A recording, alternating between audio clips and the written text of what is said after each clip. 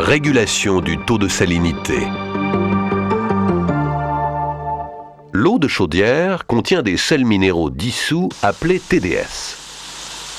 Ces sels ne peuvent se transformer en vapeur et lorsque l'eau s'évapore, ces sels se précipitent et forment un résidu. Ce phénomène est continu dès que la chaudière produit de la vapeur.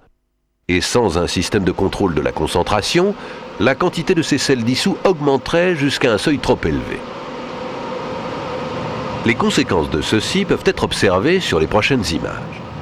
On choisit en effet de déconnecter le système de contrôle du taux de salinité et on laisse ce TDS atteindre un niveau 2 fois supérieur à son niveau habituel de fonctionnement.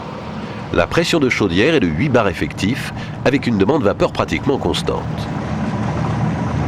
À première vue, tout a l'air correct.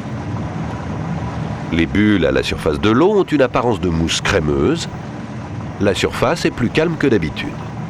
Ce n'est pas surprenant car un TDS élevé modifie le comportement physique des bulles.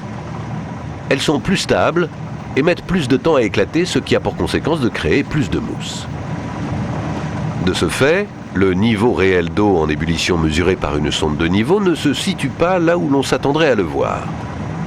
Ce niveau est en fait bien plus bas et ceci à cause de la couche supérieure de mousse qui est plus épaisse qu'à la normale.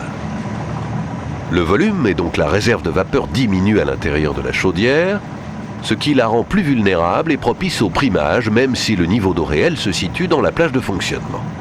Ce phénomène est bien sûr aggravé lorsque le niveau d'eau atteint le seuil haut d'arrêt de la pompe ou lorsque la chaudière doit répondre à une augmentation de la demande.